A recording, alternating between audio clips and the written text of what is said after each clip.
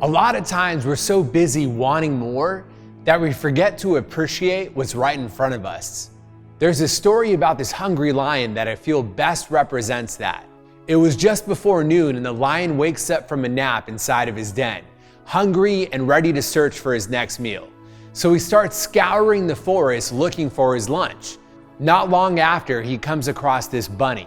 He chases this bunny for a little while, and after some work, he finally gets this bunny right between his paws.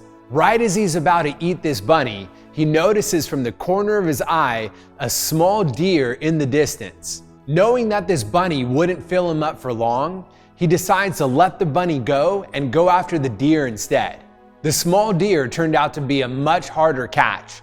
After a lot of work in chasing the deer through the forest, he finally has this deer cornered. Right as he's about to go in to make the deer his lunch, he notices in the corner of his eye once again that there's actually a full-grown zebra right across the water. The lion knew that this small deer might make a great lunch, but if he could catch that full-grown zebra, then he could be eating for an entire week. So he decides to let the deer go and chase after the zebra instead. The zebra turns out to be a much harder catch. The lion's chasing after the zebra, and hours go by that he's running through the forest. No matter how fast the lion runs, he just simply cannot catch the zebra. After hours of chasing the zebra, the lion is just too tired and too hungry to continue any further. So the lion, exhausted, decides to just give up and go back to his den hungry. The lion not only had no zebra, but he also had no deer or no bunny either. I love this story because it reminds us to appreciate what we have. How many times have we been like this lion on this never-ending chase for more?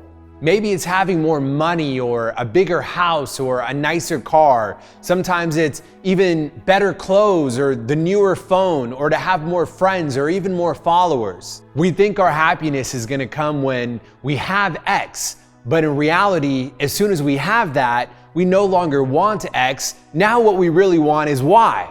And the cycle repeats itself over and over.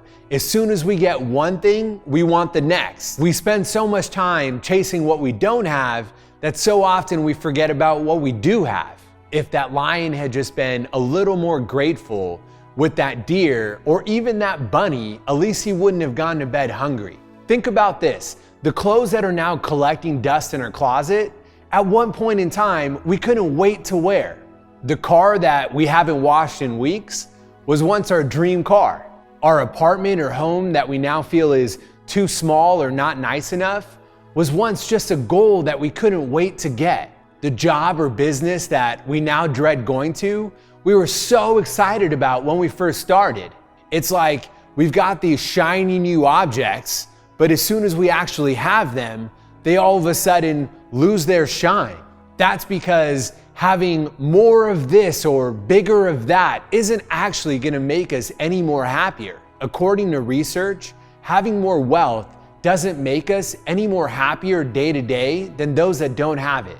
The real number one key to happiness is gratitude, because people that are grateful feel like their lives are great. They are more happy, less depressed, and less stressed. Grateful people feel like they have more control over their life. They have higher self-esteem and cope better when things get tough. Let's take more time to be thankful for what we do have. Yes, we could have more, but also we could have less. While we're spending so much time wishing for all the things that we don't have, let's not forget that there's someone somewhere out there that's dreaming of all the things that we do have.